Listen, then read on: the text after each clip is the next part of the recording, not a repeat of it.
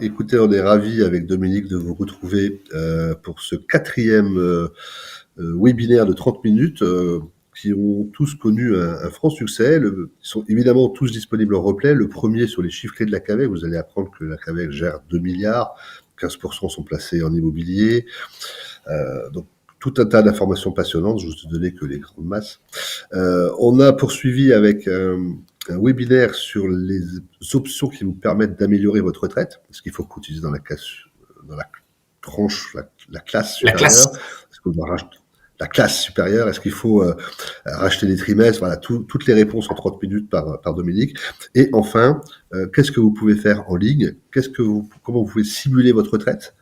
C'est très complet, ça peut vous permettre déjà de commencer à préparer celle-ci, de regarder s'il n'y a pas des trimestres manquants, enfin voilà, donc tout ça se fait en ligne, et donc Dominique vous a fait un vrai tuto sur ces sujets. Alors là, aujourd'hui, c'est la quatrième rencontre.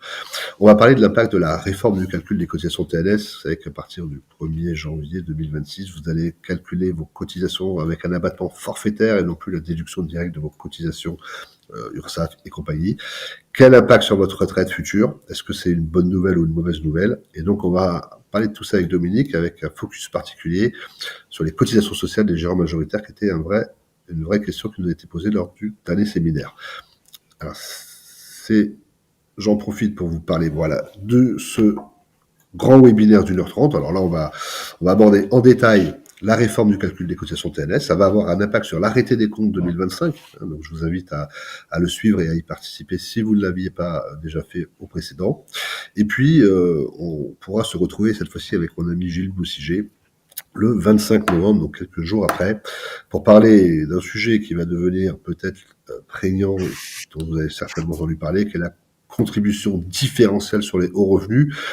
Contrairement à tout ce qu'on a pu connaître par le passé, comme ça a été voté en fait début 2025, et que c'était des recettes que l'administration et l'État attendaient pour 2025, eh bien, on se retrouve à devoir verser spontanément, avant le 15 décembre, un acompte sur les revenus 2025, ce qui est quand même quelque chose de dingue, puisqu'on va devoir payer des impôts sur un revenu qu'on n'a pas encore fini de toucher. Certainement, parfois les dividendes arrivent entre le 15 et le 30 décembre, ou les plus-values de cession. Bref, donc le 15 décembre, ou plus tard, versement d'un acompte pour la CDHR. Si vous ne respectez pas le versement de l'acompte, au moins 95% du montant dû, c'est 20% de pénalités qui seront appliquées. Voilà, donc inscrivez-vous à ce séminaire pour tout savoir sur l'identification des charges et des produits exceptionnels, qu'est-ce que le revenu fiscal de référence adapté à la CDHR, voilà, tout ça, ça sera le mardi 25 novembre. Donc on compte sur vous. Et puis là, on va démarrer tout de suite avec... Ah non, pardon, j'ai oublié de vous parler des StarCAC, 20 heures de formation éligible les 8, 9 et 10 décembre. Il reste encore quelques places, c'est déjà bien rempli à la Maison de la Chimie. Et puis évidemment, notre fameux séminaire fraîcheur au ski. Alors, oui, vous verrez que Dominique a pris un peu d'avance. Il est déjà dans un chalet montagnard en sa tenue de ski. Et donc, ce sera du 14 janvier au 18 janvier. Une ambiance absolument incroyable à l'Acclusa. On avait déjà été à l'Acclusa il y a 2 ans. On avait trouvé ça super. On voulait y retourner l'année dernière. Mais l'hôtel est en travaux. Donc, on aura un hôtel tout neuf dans une station super avec une ambiance de folie et des interventions incroyables puisque le 14 janvier, on saura enfin si on a une loi de finances et ce qu'il y a dedans, s'il y en a une ou s'il n'y en a pas, est-ce qu'il y a une ordonnance, comment ça marche. Et donc, on aura la présence de Jean-Pierre Cossin et Gilles Boussiger et moi-même interviendrons. Et puis, on aura évidemment un moment toujours agréable avec des grands sportifs. Et ce sera Dimitri Yachvili, que les fans de rugby ne peuvent pas ne pas connaître, qui interviendra à l'occasion d'une conférence. Voilà, donc j'ai fait toute la pub des événements à venir. On compte sur vous. Dominique, est-ce que tu nous reçois dans ton chalet montagnard Je vous reçois très très bien. Formidable. Bien, merci Laurent. Ben voilà. Quel est l'impact de la réforme du calcul des cotisations TNS sur notre future retraite qu'avec la réponse par Dominique? Eh bien, la réponse dans quelques minutes. Alors, effectivement, Laurent l'a évoqué dans son propos introductif. Vous n'êtes pas sans savoir que la loi de finances pour la sécurité sociale de 2024 a décidé de modifier l'assiette des cotisations TNS, en créant notamment un concept complètement nouveau, un concept de super brut, sur lequel viendra s'appliquer un abattement de 26%. En réalité, plus que la finalité, ce qui nous importe ici, au cas présent, c'est de savoir pourquoi on a fait cette modification et quel impact cela a effectivement sur vos futures cotisations retraite qu'avec, et donc votre retraite et votre future pension qu'avec. Alors, les objectifs affichés par cette loi de finances de la Sécurité sociale 2024 étaient doubles.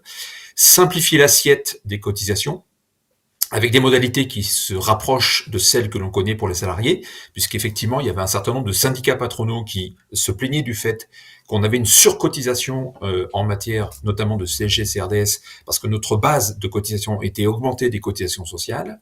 Et puis, surtout, du coup, en simplifiant l'assiette, c'est-à-dire en gros en la diminuant, l'idée était de pouvoir transférer une quote-part des cotisations que l'on donnait tout à l'heure, enfin jusqu'alors, en CSG, CRDS, de pouvoir les transférer sur des cotisations retraite de façon à augmenter vos droits en matière de pension retraite. Voilà, tout ça, ça s'est fait évidemment dans un contexte de réforme Borne. Vous vous rappelez bien de cette réforme portée par Elisabeth Borne, et donc l'idée est évidemment d'améliorer dans la mesure du possible vos cotisations retraite pour améliorer vos pensions retraite. Donc, si je résume, bref, diminuer les cotisations CSG, CRDS au profit des cotisations retraite. Derrière cette loi de finances pour la sécurité sociale 2024, on a vu un décret, le 5 juillet 2024, qui est venu nous apporter un certain nombre de précisions. Alors, le décret fixe évidemment le montant minimum de l'abattement de 26%, il fixe évidemment le maximum de l'abattement de 26%, mais il vient, et c'est là une surprise, on s'y attendait pas, il vient nous faire part d'un nouveau barème de cotisation maladie maternité. Donc rappelez-vous, il y a quelques secondes, je vous disais que l'objectif c'était de prendre en diminuant les cotisations CSG-CRDS pour augmenter les seules cotisations retraite. Et lors du décret du 5 juillet, eh bien, on apprend que l'objectif est toujours le même, mais qu'on va quand même, sur les économies de CSG-CRDS, venir prélever des cotisations complémentaires, maladie, maternité, et ce, pour tous les travailleurs indépendants. Donc, je ne sais si vous avez regardé ce nouveau barème maladie. Vous savez que précédemment, on avait un barème qui était différent pour les artisans, les commerçants et les professions libérales non réglementées, puis on en avait un autre pour les professions libérales réglementées. Nous n'aurons plus qu'un seul et unique barème à compter des revenus 2025 appelés en 2026, un barème unique pour les artisans, pour les commerçants et pour toutes les professions libérales, qu'elles soient réglementées ou non réglementées. Alors ce barème, il a été repensé, vous vous doutez bien, à la hausse, en particulier j'allais dire pour les tranches entre 20% du pass et 60% du pass. C'est les deux grandes tranches. Vous savez qu'on a une tranche entre 20 et 40% du pass et une tranche entre 40 et 60% du pass. Ces deux tranches-là ont vu considérablement leur cotisation progresser. Les autres, un petit peu, mais dans des proportions moindres. On va voir l'impact tout à l'heure quand je vais vous montrer quelques chiffres. Ensuite, le décret nous précise que les taux de cotisation retraite de base de tous les travailleurs indépendants sont modifiés, mais ça c'était attendu, donc on en est plutôt satisfait. Le décret nous précise que les barèmes de cotisation de retraite complémentaire des travailleurs indépendants, des seuls affiliés à la sécurité sociale des indépendants, le SSI, mais également les exploitants agricoles, sont évidemment révisés. Donc là aussi, ça allait dans le bon sens. Par contre, le décret ne parle pas, évidemment, des cotisations retraite complémentaires des professions réglementées, puisque les professions réglementées sont régies par des caisses autonomes, des caisses professionnelles, et que c'est de leur domaine que de gérer et de décider l'augmentation des cotisations pour l'augmentation des droits des ressortissants de chacune de ces caisses. Donc on va parler, évidemment, des décisions qu'a prises le conseil d'administration de la CAVEC. Je vais vraiment vous expliquer ça dans quelques secondes. Puis le décret est venu nous dire que les cotisations minimales ne sont pas modifiées, c'est moindre en termes d'impact. Alors quel est ce nouveau barème de cotisation maladie, maternité? Je vous l'affiche, donc avec des taux progressifs, c'est bien comme ça qu'il faut le comprendre, et puis une formule de calcul qui se complexifie un tant soit peu. Et puis, il faut faire attention, parce que lorsqu'on a animé le premier séminaire sur la réforme des cotisations TNS, il y a quelqu'un qui nous a dit, mais il y a une coquille en bas sur la quote-part de revenus qui excède 300% du pass. Ça peut pas être 6,5, c'est forcément 8,5, puisque dans la tranche d'avant, on appelle 8,5. Eh bien non. Au-delà de 300% du pass, on est bien appelé à hauteur de 6,5%. Voilà. En tout cas, retenez pas le détail des calculs, ne retenez pas les chiffres, mais retenez surtout que les cotisations maladie-maternité ont augmenté au 1er janvier 2025 par rapport au barème que vous connaissiez jusqu'alors. Les cotisations d'indemnité journalière ont également augmenté, mais pour les seuls travailleurs indépendants affiliés au SSI. Pour ceux qui sont affiliés, c'est-à-dire les professions libérales qui sont affiliées à la CNAPPL, la cotisation n'a pas évolué entre 2025 et 2025-2026 parce que c'est un régime qui est excédentaire en la matière. Les professions libérales sont sans doute moins malades que ne le sont les autres professions. Ensuite, je vous ai dit que les cotisations retraite de base étaient révisées. Donc, vous savez qu'en matière de cotisation de retraite de base, il y a 2 tranches. Donc, la première tranche, qui était à 8,23 jusqu'alors, passe à 8,73 dans la limite de 1 pass. Et la tranche 2, qui était de 1,87 jusqu'à 5 passes, reste inchangée. Alors, la bonne nouvelle, c'est qu'on augmente les cotisations, mais on augmente le nombre de points acquis. Ainsi, pour la première tranche de cotisation, le nombre de points acquis passe de 525 à 557 points. Et si vous cotisez sur une base au moins de 5 passes, le nombre total de points que vous pouvez acquérir pour votre retraite de base passe de 550 à 582 points avec cette réforme de cotisation depuis le 1er janvier 2025. Qui dit nombre de points augmentés, dit augmentation de la retraite de base. Qu'en est-il des cotisations retraite complémentaires? Et donc c'est là que j'en viens sur le régime qui nous concerne, le régime de la CAVEC. Qu'a décidé la CAVEC? Eh bien, il était dit que les sections professionnelles de la Caisse nationale d'assurance vieillesse des professions libérales, mais aussi la Caisse des avocats, devaient transmettre à la direction de la sécurité sociale leurs propositions d'évolution des paramètres des cotisations de retraite complémentaire.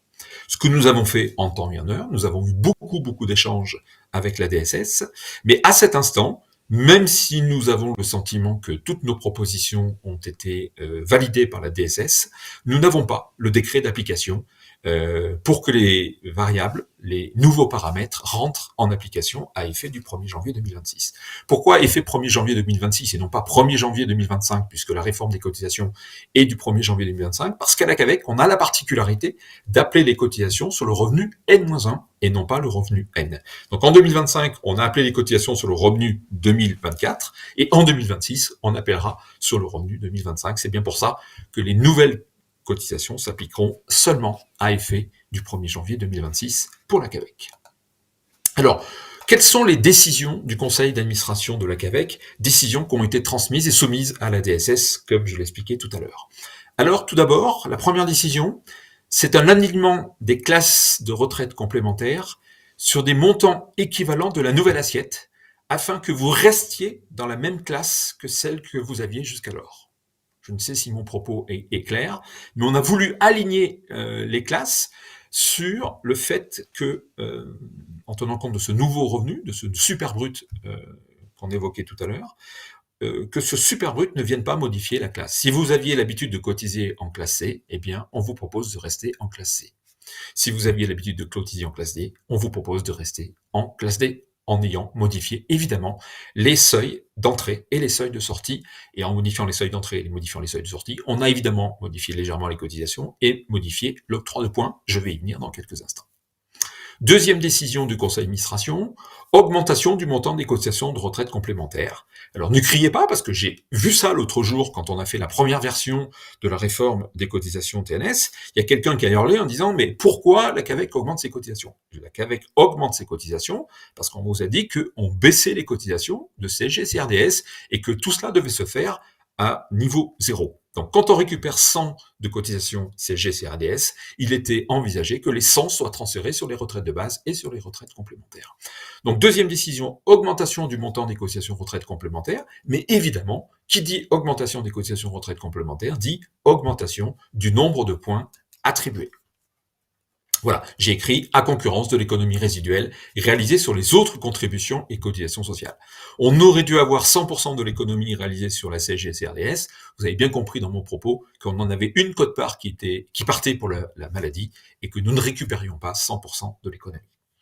Alors, pour que les choses soient lisibles et restent lisibles pour vous, vous savez que vous cotisez à la CAVEC pour la retraite complémentaire, mais aussi pour la prévoyance. Donc, si on bouge les tranches en matière de retraite complémentaire, on a imaginé aligner les classes de prévoyance sur le même niveau que les classes de retraite complémentaire pour que vous y retrouviez plus facilement. Alors, il y a une quatrième décision, mais je vais y revenir dans un tout petit instant. Je voulais bien que le principe des classes soit définitivement acquis pour vous. Je vous projette ici le tableau tel qu'il est applicable pour 2025. Donc, quand vous avez un revenu, vous lisez la première colonne. Quand votre revenu est compris dans une tranche de la première colonne, vous avez un appel de cotisation qui vous est fixé sur la deuxième colonne et vous avez un nombre de points qui vous est attribué sur la troisième colonne. Je prends l'exemple d'un revenu 2024 appelé en 2025 à hauteur de 50 000 euros, vous cotisez dans cette catégorie de la classe D, vous cotisez à hauteur de 7 237 euros et on vous octroie 444 points.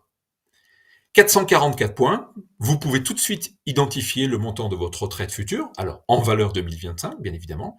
444 points, quand on sait que le point de service est à 1,371 euros en 2025, 444 points, 7237 de cotisation 2025, vous donneront lieu à 608,72 euros de retraite annuelle complémentaire qu'avec. Et voyez le petit calcul que je fais en bas, 608,72, le montant de votre retraite future, ramené au montant de la cotisation, 7237, vous trouvez le taux de rendement, celui que déjà évoqué plusieurs fois, 8,41%. 8,41%, ça veut dire qu'il vous faudrait un petit peu moins de 12 années de retraite pour pouvoir récupérer l'ensemble des cotisations versées au régime complémentaire de la CAVEC. Je vous rassure tous en la matière, nous avons les statistiques à la CAVEC. L'espérance de vie d'un expert comptable est très largement supérieure aux 12 années en question, puisqu'il est de l'ordre de 25 années pour un homme et d'une trentaine d'années pour une femme. Alors, je disais 3 décisions, et 4 en réalité. La 4e décision, c'est la création d'une classe de régime complémentaire.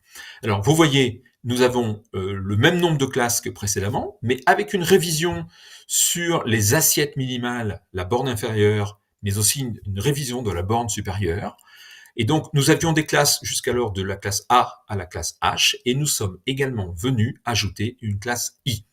Alors, ce qu'il faut bien comprendre dans cette réforme, c'est que jusqu'alors, jusqu'en 2025, lorsque vous aviez une borne supérieure à 132 780 euros, vous ne cotisiez qu'en classe H et vous faisiez l'acquisition maximale de 1500 points.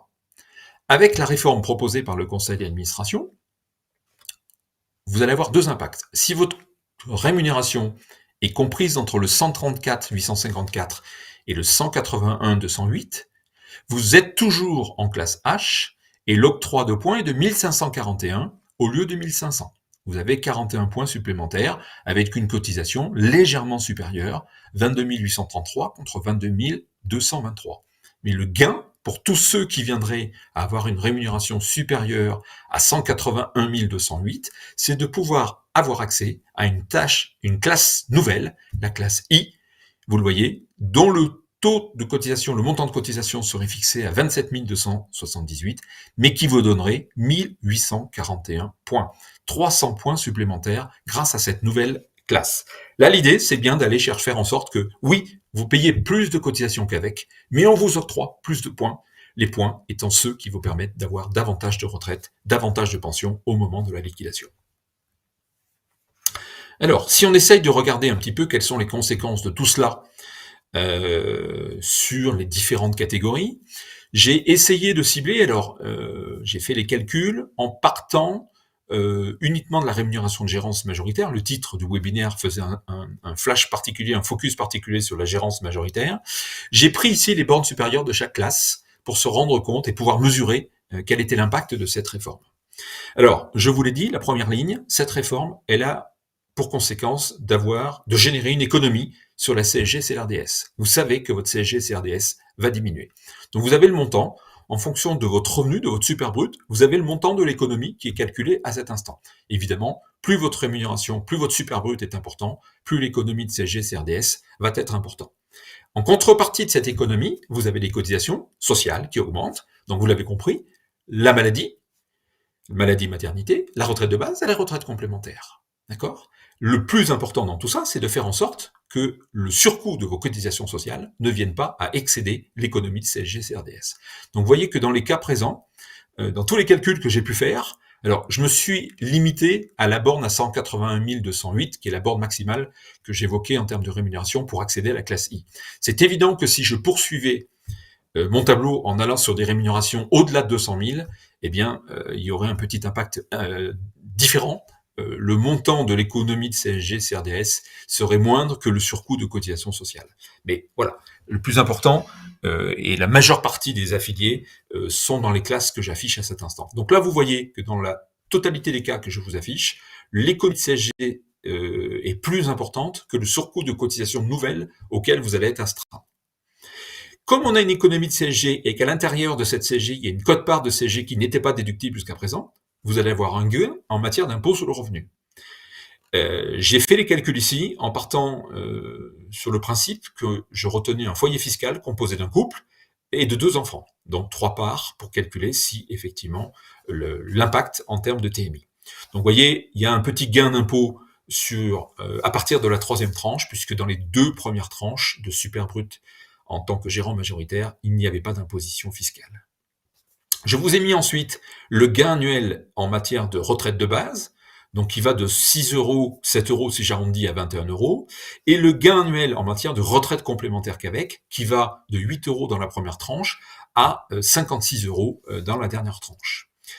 Donc quand on cumule l'ensemble des revenus immédiats, parce que les économies de CSG et de CRDS et le surcoût de cotisation, enfin moins le surcoût de cotisation sociale, c'est ce que j'appelle le revenu immédiat, mais il faut y ajouter le revenu différé, c'est-à-dire le gain en termes de pension future, qu'il s'agisse de la retraite de base ou qu'il s'agisse de la retraite complémentaire.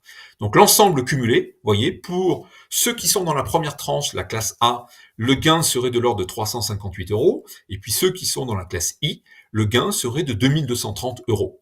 J'ai ramené cela en pourcentage.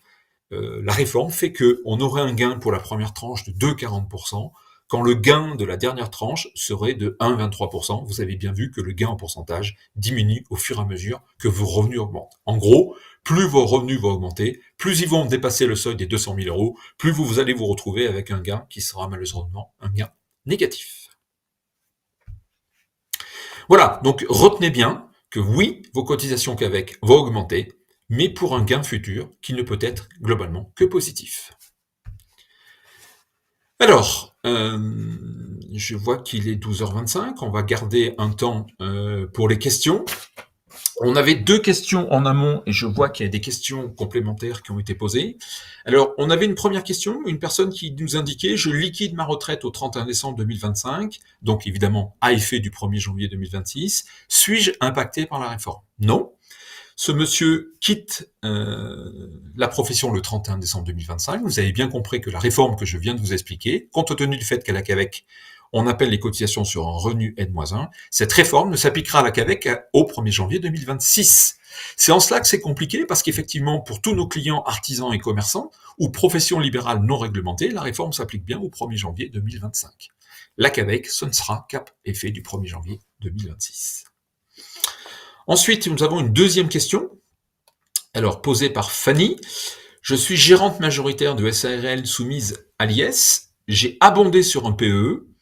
Est-ce que suite à cette réforme, je dois déclarer ces sommes comme des rémunérations faisant partie du super brut? Alors, j'ai tendance à dire, Fanny, que la question est incomplète. La question est de savoir si ce PEE, cet abondement, fait suite à un intéressement. Ou est-ce qu'au contraire, c'est un simple abonnement sans intéressement? Je ne sais si vous êtes en ligne, mais si vous êtes en ligne, je vous propose de compléter votre réponse. Je reviendrai vers vous après avoir répondu aux questions suivantes. Nous avons une troisième question. Bonjour, je suis en cumul, pensionnaire et BNC, et président, non rémunéré d'une SAS. J'arrête mon activité BNC fin 2025. Ma cotisation CAVEC passera alors de 1600 à 4629. Est-ce normal? Non, je ne sais comment le calcul a été fait, mais je ne vois absolument pas comment vous pouvez être dans ces quotités-là. Vous l'avez bien compris. Je comprends, j'arrête mon activité BNC. Donc si vous arrêtez votre activité BNC, vos revenus vont diminuer. Donc en ayant des revenus qui diminuent, c'est pas possible que votre cotisation augmente. Elle ne peut augmenter qu'à revenu équivalent. D'accord? Et encore une fois de plus, si elle augmente, c'est parce qu'on a eu des économies sur la CSG CRDS. Donc, je veux bien que vous me contactiez directement sur mon adresse mail pour qu'on aille plus loin sur ce schéma-là, mais à la lecture de votre question, c'est évidemment absolument pas normal.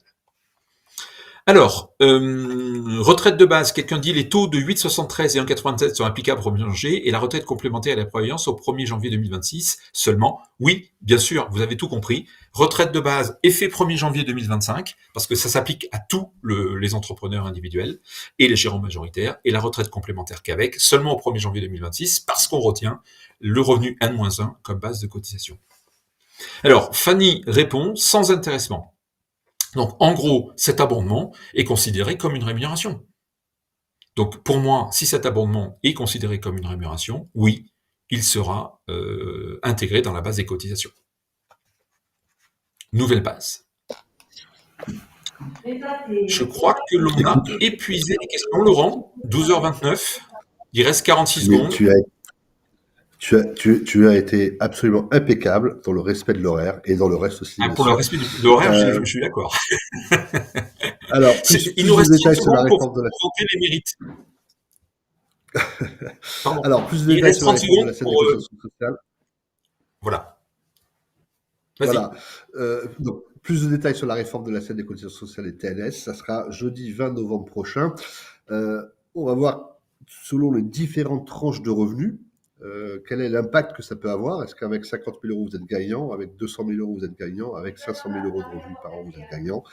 Voilà, les simulations faites par Dominique, expert du sujet, avec toutes les conséquences que ça entraîne. Et évidemment, la question que tout le monde se pose, c'est pour les gérants majoritaires d'SARL, comment dois-tu faire le calcul? Faut-il le faire en dedans? Comment tu provisionnes, comment tu reprends la provision de la L-1, tu repasses la nouvelle provision, 26% de cotisation sociale. Voilà, tout ça, c'est un changement de méthode, un changement de réflexion, et donc il va falloir adapter le collaborateur. Et donc la formation de Dominique vous donnera toutes les clés pour pouvoir gérer cette transition entre 2025 et 2026. Donc rendez-vous le jeudi 20 novembre prochain de 9h à 10h30. Merci à tous de votre participation. Merci beaucoup Dominique de ta présence. Alors, on a une dernière question. Laurent et Yvan, je veux bien y répondre parce qu'elle est très rapide. On a Monsieur Lafarge qui nous dit le nouveau taux de 8,73 n'apparaît pas sur les appels 2025 de juillet. C'est normal, ça a toujours été dit comme ça. Il a été dit que les taux ne seraient appliqués, les nouveaux taux ne seraient appliqués que sur le décompte définitif une fois que les revenus 2025 seraient connus à travers le dépôt de la 2042 au printemps 2026. Donc les acomptes étaient prévus sur les anciens principes et le solde se calculera sur les nouveaux taux de cotisation et les nouveaux principes de base de cotisation. Donc il n'y a pas d'anomalie dans le schéma qui a été proposé et qui a été constaté par Monsieur Lafarge. Voilà. Et ben voilà, formidable. Voilà. Merci à tous. Très bel après-midi à vous. Au revoir.